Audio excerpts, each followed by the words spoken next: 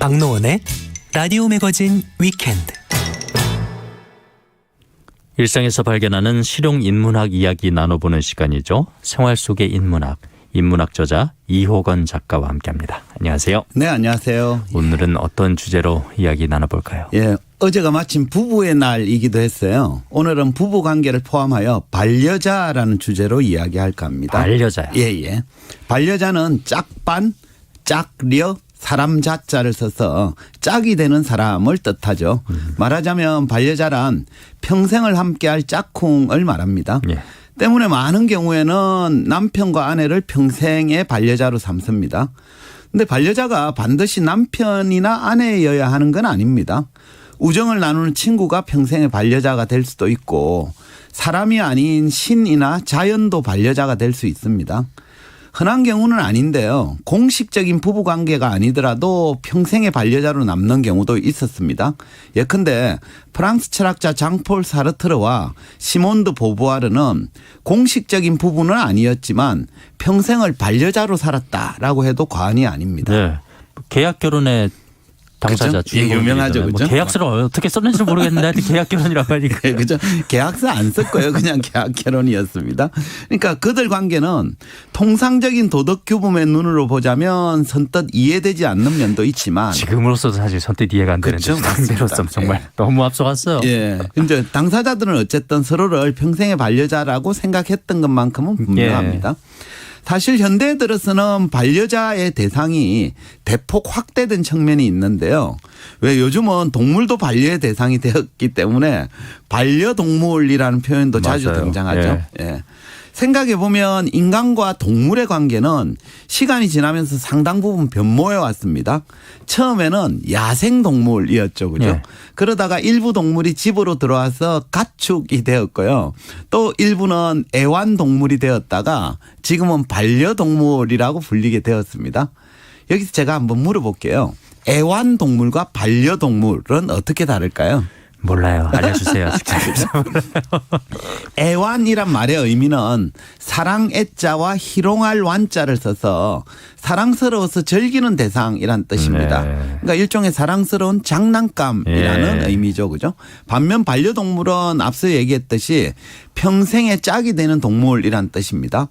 결국 특정 동물을 반려동물이라고 칭하려면 그 대상이 애완의 수준을 넘어서야 됩니다. 그렇죠. 자기와 동등한 입장에서 짝꿍의 반열에 올라서야 비로소 진정한 의미의 반려동물이라고 부를 수 있습니다. 반려동물이 많네요. 그렇죠. 예. 근데 이 대목에서 한번 생각해 보시죠. 요즘 집에서 기르는 강아지나 고양이가 인간의 반려 대상, 다시 말해 평생의 짝이 될 수 있다고 보십니까? 답이 정해져 있어요. 예. 있다고 해야지 제가 어떻게 없다고 하겠습니까? 이거 다 있습니다. 그렇죠? 물론 그 반려의 대상을 선택하는 건 전적으로 개인의 자유에 속하는 문제입니다.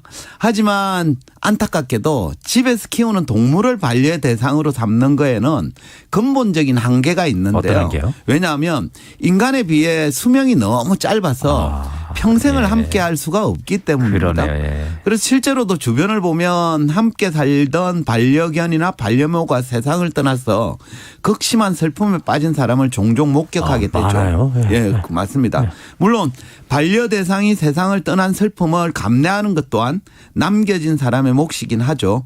하지만 평생을 함께하지 못한다는 사실을 뻔히 알면서 반려 대상으로 삼는 건 잘못된 건 아니지만 이성적 선택은 아닐 수도 있습니다. 따라서 특정 동물을 반려의 대상으로 삼는 것도 좋겠지만 그 외에도 평생을 함께 할 수 있는 반려 대상이 더 있는 게 필요하다. 이런 말씀을 드릴 수 있겠네요. 평생을 함께 할 수 있는 반려 대상이 더 있는 것이 좋다. 네네. 그렇죠? 함께 할 사람이 있는 것이 그쵸? 좋다. 뭐 그런 맞습니다. 그런 예. 거고요. 예. 그런 의미로 보자면 부부가 평생의 반려자가 되는 건 매우 자연스럽고 이상적인 경우라 하겠는데요. 근데 불행하게도 현실에서는 오랜 시간을 함께한 부부라도 평생의 반려자가 되지 못하는 경우도 왕왕 발생합니다. 많죠. 더 많아지고 있고요. 그렇죠. 예. 이런 배경에는 부부 사이에 반려자로서의 관계 설정이 잘못된 측면도 있는데요. 한번 생각해 보시죠. 부부가 평생의 반려자가 되기 위해서는 둘 사이에 뭐가 필요할까요? 예컨대 사랑의 감정만 있다면 평생 반려자로 남을 수 있을까요? 미혼인 제가 부부가 평생의 반려자로 되기 위해서는 불세에 무엇이 필요할까요? 라는 질문에 무슨 답을 할 수 있겠습니까? 아유, 죄송합니다. 저는 결혼한 지 27년이 되었는데. 그 정도는 돼야 답을 할 수 있는 자격이 있는 거죠. 그죠? 근데 오래 가기 좀 어렵긴 합니다. 러시아의 대문호 톨스토이가 크로이체르 소나타에서 이렇게 적었습니다. 평생을 한 여자 또는 한 남자만 사랑한다는 것은 양초 하나가 평생 탄다는 것과 다를 바 없습니다. 그죠? 되게 직설적이죠. 아무리 부부라 할지라도 사랑의 감정이 평생 지속되기 어렵다라는 뜻입니다. 영국의 철학자인 프랜시스 베이컨은 부부 관계가 시기에 따라 변한다면서 이렇게 주장했습니다. 아내는 젊은 남편에게 있어서는 여주인이며 중년의 남편에게는 친구, 늙은 남편에게는 간호사이다. 그러니까 베이컨의 주장에 전적으로 동의하는 건 아니지만 오랜 시간을 함께한 부부지간도 시기에 따라서 각자의 역할이나 상대방에 대한 기대가 달라진다라는 점은 부인하기 어렵습니다. 많이들 공감하실 거예요. 그렇죠. 사실 남녀가 만나 부부의 연을 맺기 위해서는 사랑의 감정이 필수적이죠. 하지만 사랑의 감정만으로 평생을 산다는 건 거의 불가능에 가깝지 않나 싶어요.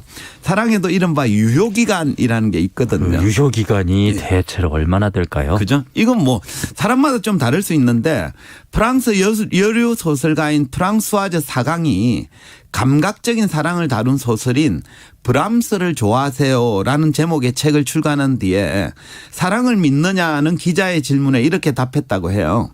농담하세요? 제가 믿는 건 열정이에요. 그 외에는 아무것도 믿지 않아요. 사랑은 2년 이상 안 갑니다. 좋아요. 3년이라고 해두죠. 그러니까 그녀도 사랑의 감정이 영원하지 않는다라는 사실을 잘 알고 있었던 셈이죠. 실제로 미국 코넬 대학교 신시아 하장 교수가 2년 동안 미국인 5,000명을 대상으로 조사해 봤더니 사랑의 유효기간은 평균 18개월에서 30개월 정도라는 결론을 내렸습니다.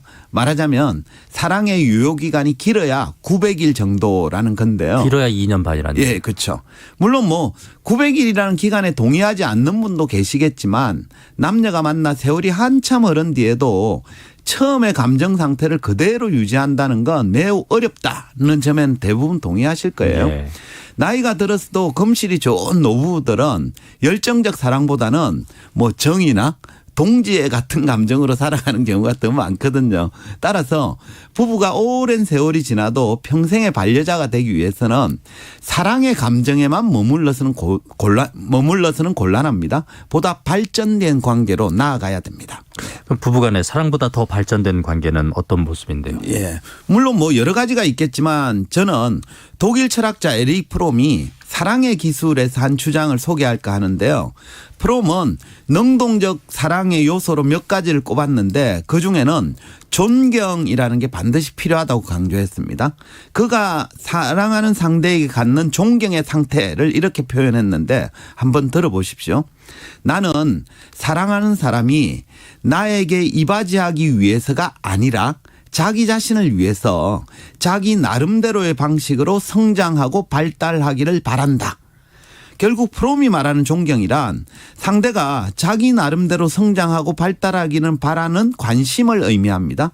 달리 표현하면 사랑하는 상대가 자신의 꿈과 목표를 향해 나아갈 때 이를 지켜보면서 응원하고 지지를 보내는 상태를 말하는 거죠. 제가 예를 들어 한번 소개해 보겠습니다. 이런 경우 있잖아요. 남편이 퇴직한 후에 젊어서 시도해야 하지 못한 화가의 꿈에 도전하겠다라고 말했다고 칩시다. 이에 어떤 아내는 야, 늙어서 주책이다. 돈도 되지 않는 일 아예 시작도 하지 말라고 말합니다. 반면에 이렇게 말하는 아내도 있을 수 있죠.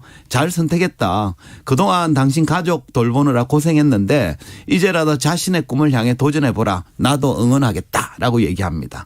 두 사람 중에 어느 쪽이 반려자가 될 가능성이 높을까요? 후자 쪽이겠지만 흔치 않을 겁니다. 그죠? 예, 이렇게 말하시는 분들. 흔치 않다. 저도 동의합니다. 네. 어쨌거나 이 사례에서는 전자보다는 후자의 경우가 존경을 표하는 것이고 그런 사이라야 평생의 반려자가 될 확률이 높습니다. 프롬은 사랑하는 상대에 대한 이런 존경심이 없다면 사랑도 쉽게 지배나 소유로 전락할 수 있다고 경고했습니다. 결국 사랑으로 맺어진 부부 관계라도 개인적 성장과 발달에 대한 응원과 존경심 없이는 단지 배우자로서의 의무와 책임만 강조된다면 평생의 반려자가 되기는 쉽지 않을 것 같아요. 상대의 길을 응원하고 존경심을 보내는 것이 좋은 반려자로 가는 길이다. 그런 말씀이네요. 예. 끝으로 부부지간에 평생의 반려자로 남기를 원하시는 분들에게 들려드리고 싶은 시가 있는데요. 정현종 시인의 방문객이라는 시입니다. 시인은 물론 이 시를 방문객에 대한 환대의 관점에서 썼다고 하는데 저는 반려자의 의미로 읽어도 손색이 없다는 생각입니다. 해서 반려자라는 관점에서 시를 한번 들어보시기 바라겠습니다. 읽어드릴게요. 사람이 온다는 건 실은 어마어마한 일이다. 그는 그의 과거와 현재와 그리고 그의 미래와 함께 오기 때문이다. 한 사람의 일생이 오기 때문이다. 부서지기 쉬운, 그래서 부서지기도 했을 마음이 오는 것이다.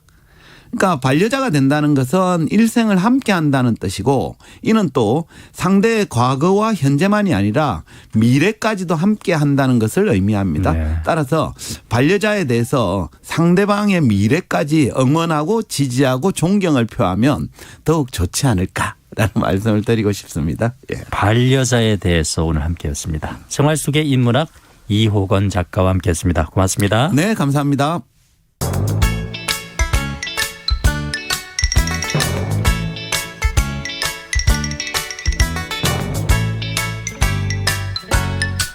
박노원의 라디오 매거진 위켄드.